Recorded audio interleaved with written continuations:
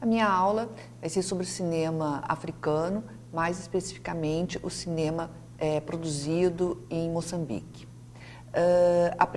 Quando se fala em cinema africano, a primeira película, né, que vem à mente certamente será de filmes produzidos em Hollywood, como Hotel Ruanda, Jardineiro Fiel, Diamante de Sangue.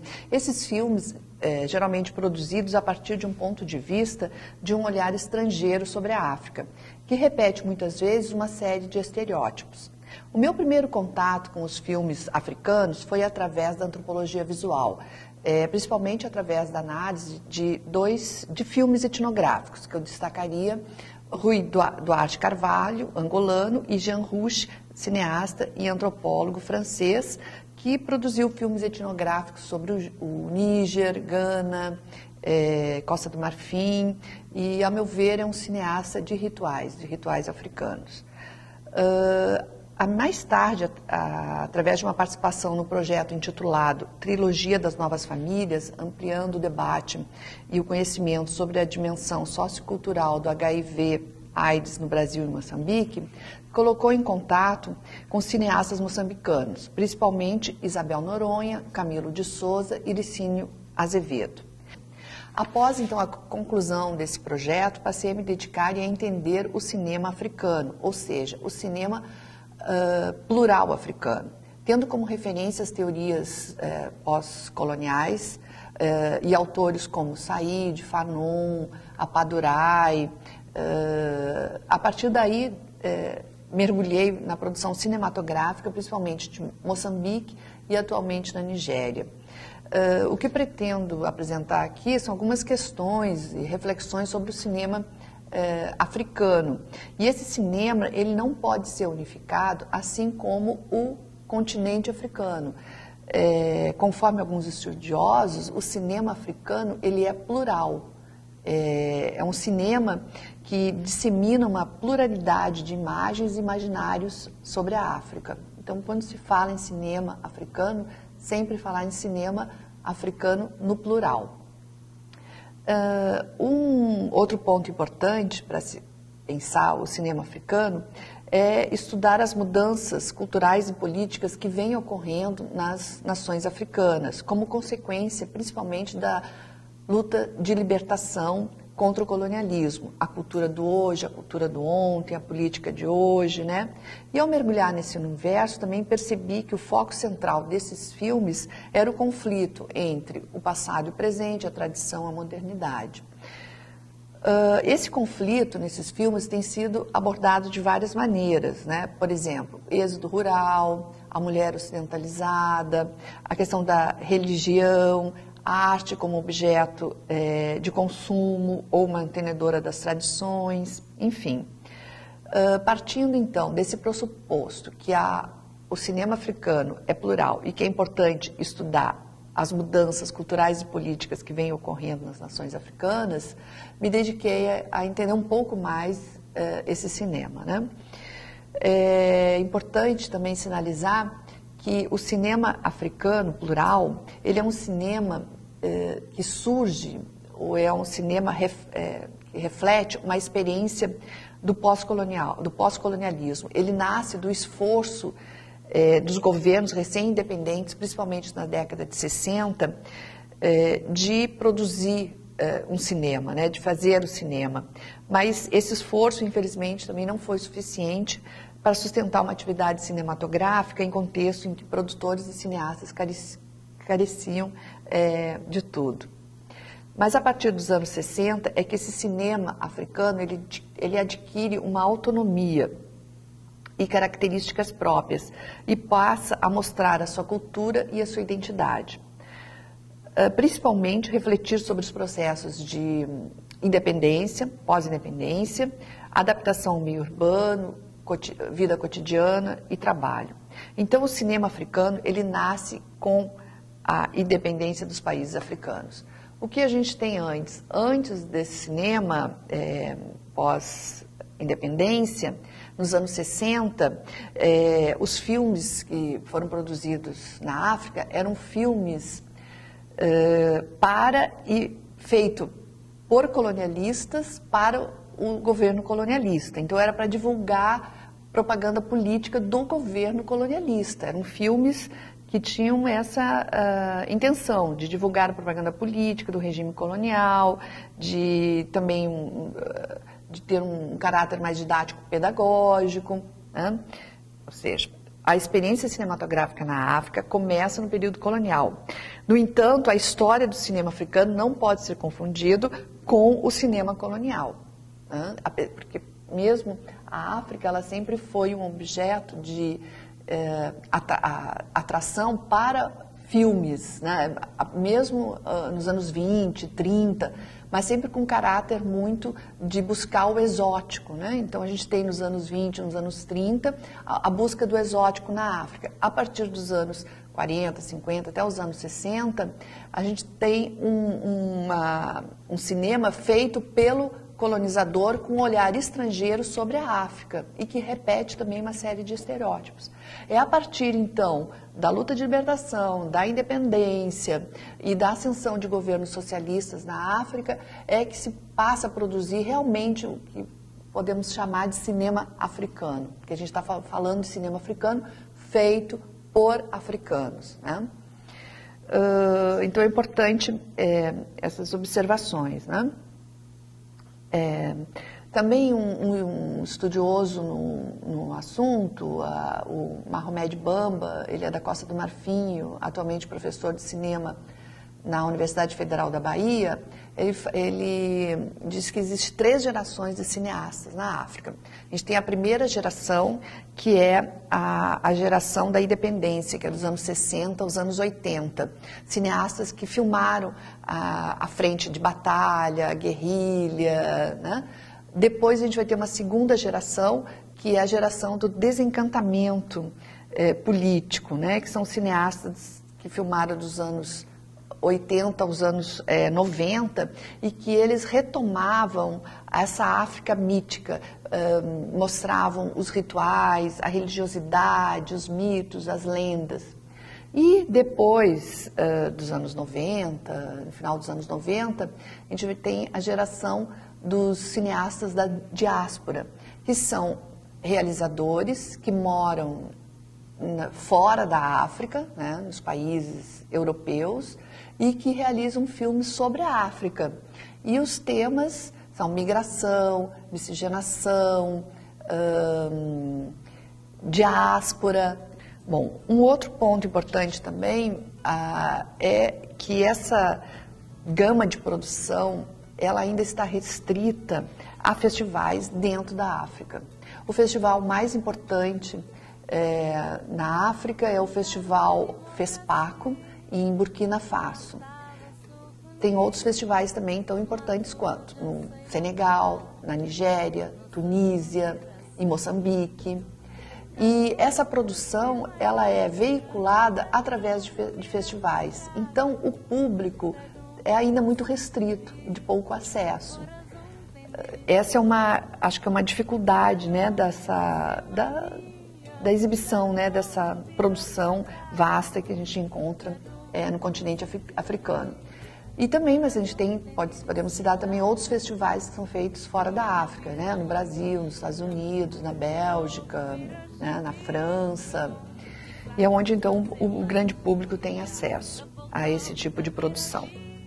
Eu passei a olhar com mais cuidado a produção da época da independência de Moçambique, né, e o que foi produzido nesse período. Também é interessante falar que existe pouca bibliografia ainda disponível, traduzida em português, sobre esse cinema. A gente tem poucos livros, né? Talvez esse Cinema no Mundo, Indústria Política e Mercado, é um livro que apresenta uma análise dessa realidade da indústria cinematográfica africana, que é interessante. Tem outros livros também sobre a invenção da África. Esse do cinema africano, Novas Formas e Estéticas Políticas, né, do Matia Diawara, que também é uma referência importante, né, para entender um pouco mais sobre esse cinema. Então, a gente não tem uma bibliografia ainda muito vasta, né, que fale sobre o cinema africano, mas atualmente a gente tem vários pesquisadores interessados nesse debate, né. Me chamou a atenção, né, o cinema de Moçambique. E esse cinema de Moçambique, ele nasce de um esforço de um governo recém-independente, na década de 60, e esse governo ele vai criar o Instituto Nacional de Cinema. E esse Instituto Nacional de Cinema, ele vai produzir uma série de documentários, jornais, longas-metragens, né, sobre Moçambique, sobre o povo moçambicano, e a intenção era, através dessa produção, divulgar essa produção também para o povo moçambicano. Então a intenção era essa, era de fazer um filme sobre o povo moçambicano para o povo moçambicano. Para tanto, eles tinham um cinema móvel. O cinema móvel eram 35 combis que percorriam o interior do país e divulgava essa produção que era feita no Instituto Nacional de Cinema. Então, se passava a conhecer um pouco mais a própria realidade moçambicana.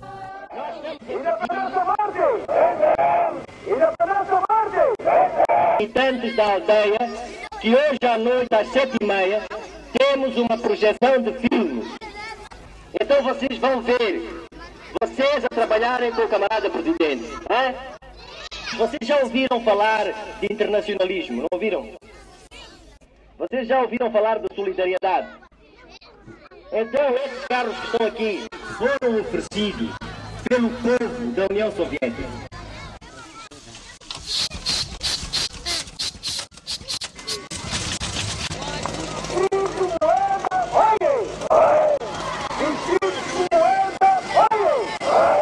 A luta continua! A luta continua! A luta continua! Independência Marte! Independência Marte! Isso foi uma iniciativa, a partir de 1975, dessa nova República Popular de Moçambique, né, que torna-se independente, dá um processo de transformação social, política e econômica no país, inspirados muito nos modelos soviéticos e cubanos. Então, a Frelimo, que é a Frente de Libertação de Moçambique, ela tem como objetivo político a discussão e a construção de uma nova nação moçambicana. Ela vai utilizar e vai investir a produção de filmes, principalmente no gênero documentários, e soube utilizar muito bem o cinema como um meio de unificação. Então, além dessa produção, da exibição desses filmes moçambicanos, tornou-se, então, uma prioridade para o governo no período pós-independência, essa discussão sobre a construção de uma nação. Então, dos anos 75 aos anos 80, durante os primeiros anos da independência, profissionais do cinema, realizadores, montadores, engenheiros de som, enfim, se reuniram em Moçambique para colocar em prática as suas ideias. E o resultado dessa experiência foi tão importante que originou, alguns anos mais tarde, os famosos ateliês Baran. E é interessante que nesse período de efervescência que está em Moçambique, né, acontecendo nesse período, que chega o cineasta antropólogo Jean Rouch e sua equipe francesa. Eles vão a Maputo, na capital de Moçambique, né, e entram em contato com as autoridades moçambicanas, com a Universidade de Maputo, e propõem a criação de várias oficinas, né, e que permitisse aos moçambicanos filmarem a sua própria realidade. E é interessante também que nesse período eles utilizam o Super 8. Então o nome desse projeto se chama Projeto Super 8, que na verdade, além de incentivar essas oficinas, estimular a produção de audiovisual feito pelos próprios moçambicanos, também é uma maneira de testar essas novas tecnologias, o próprio Super 8, né? Então a utilização dessa tecnologia, né, estava sendo, no momento, né, sendo utilizada, enfim, né? Bom, então também junto com Jean Rouch, outros cineastas como Godard e Rui Guerra também dirigem-se a Moçambique, né, para participar dessa, vamos dizer assim, que eu chamo dessa efervescência, né, cinematográfica do período. E era preciso passar essa ideia para as pessoas. Somos todos moçambicanos e agora somos independentes e agora é a nossa vez de tomar conta do país e trabalhar. E então era preciso passar esta mensagem de independência, essa mensagem da moçambicanidade. E só o cinema podia fazer isso. Na altura da independência, 98% dos moçambicanos eram analfabetos, portanto, pelos jornais era impossível conseguir passar essa mensagem. Bom, então, sendo assim, essa incipiente indústria de distribuição e exibição, ela vai ser nacionalizada, é criado esse cinema móvel, que são os 35 carros equipados para projeções itinerantes, né, que levavam às aldeias os filmes produzidos pelo projeto Cuxá Canema, né, que a gente vai ver agora esse material, que é um documentário feito pela Margarida Paredes, né, que tem essas imagens do Samora Machel falando, né, sobre e os seus discursos, né, sobre a construção da nação em Moçambique, né, e o nascimento do cinema. Passado esse período de efervescência, né, em 1991, esse Instituto Nacional de Cinema sofre um incêndio. Todo esse material que foi filmado, arquivo, ele é queimado, se perde, né, e Margarida Cardoso, que é uma cineasta, ela consegue, né, através do depoimento de cineastas que participaram desse período, resgatar um pouco a memória desse momento tão importante para o cinema de Moçambique, né, que foi a criação do Instituto Nacional de Cinema e a série Cuxá Canema, né. De lá para cá, muita coisa mudou, as desilusões e mudanças políticas, a guerra civil, a degradação dos equipamentos, das salas de cinema, a privatização, o incêndio, né, em 1991 do Instituto Nacional de Cinema, que destruíram o cinema moçambicano, mas apesar dessas dificuldades, sobreviveu e, graças ao apoio de cooperações estrangeiras, que ainda é insuficiente, segundo alguns cineastas moçambicanos, o cinema moçambicano tem uma gama, né, de produção. Gostaria de destacar dentro desse cinema a produção do Licínio Azevedo, do Camilo de Souza e da Isabel Noronha. Licínio Azevedo, ele é um cineasta que tem produzido muito sobre Moçambique, sobre o cotidiano, sobre as pessoas, sobre a situação atual. E ele é gaúcho, nasceu em Cruz Alta e foi em 75 ele foi para Moçambique a convite do Rui Guerra para filmar as frentes de batalha, as guerrilhas, todo esse processo de independência. Ele, num documentário que eu produzi sobre esses cineastas, né, intitulado Moçambique em Movimento, onde eu consegui captar a entrevista, né, desses cineastas, Licínio falou que o cinema de Moçambique é uma ação entre amigos. Então o cinema para mim é isso, é viajar, conhecer as pessoas. Hoje eu conheço, digamos assim, praticamente 90% de Moçambique, mas 90% no detalhe. Cada província, cada estado, né, cada aldeia, conheço quase tudo através de pesquisas para filmes, documentários, às vezes pesquisas para filmes feitos por amigos meus, são os diretores, não eu, que nós trabalhamos aqui. Para mim o cinema em Moçambique é uma ação entre amigos.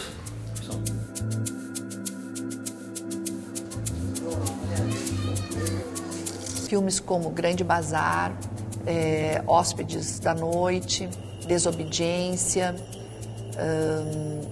entre outros, né, filmes que participam de festivais. Ele é um cineasta bastante conhecido, premiado. Camilo de Souza foi um cineasta que participou da guerrilha, tem produzido filmes com temáticas políticas.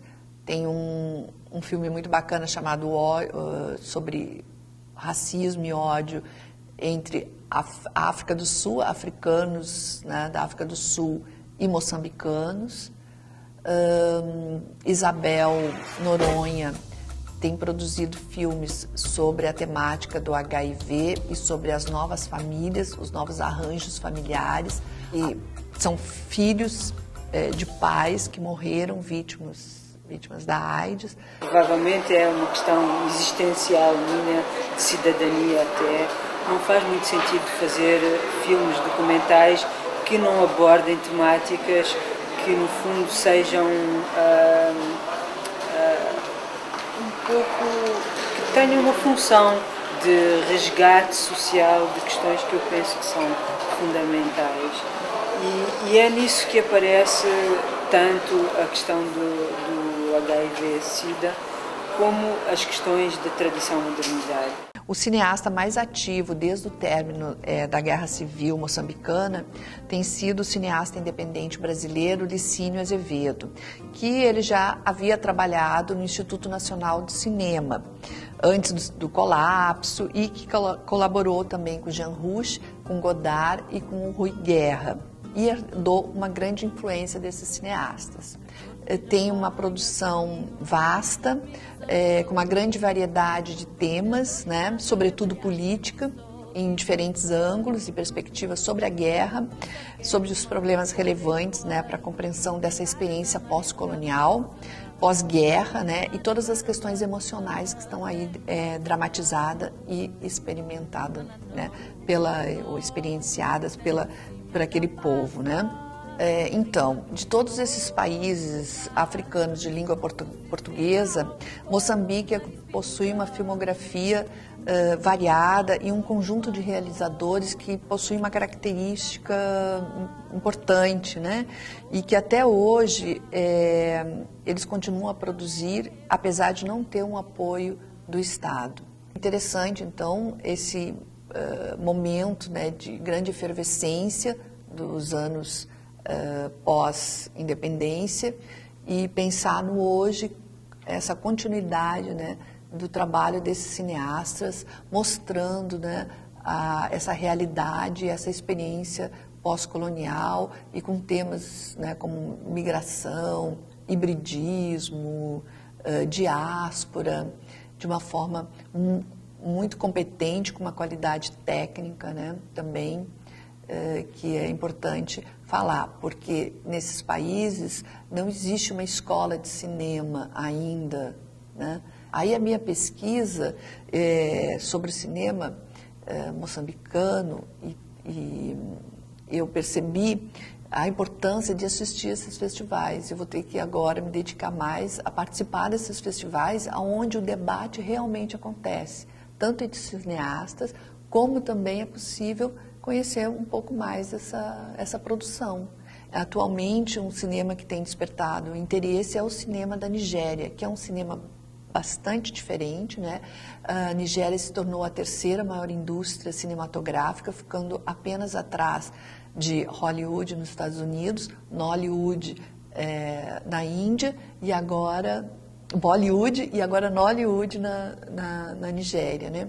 Então é a terceira indústria cinematográfica. Eles têm produzido com vídeo num estúdio pequeno, com computador e com toda a tecnologia disponível, é capaz de produzir um grande épico, né? Então, e eles têm uma distribuição também bastante eficaz, que eles distribuem logo para os camelôs, e a própria cópia, ela chega o original chega mais barato que a própria cópia que é feita pirata do próprio filme. Então, por isso que conseguiu gerar essa indústria cinematográfica, em função da distribuição que é feita, e a produção né, muito grande, né, nesse país. O que mais?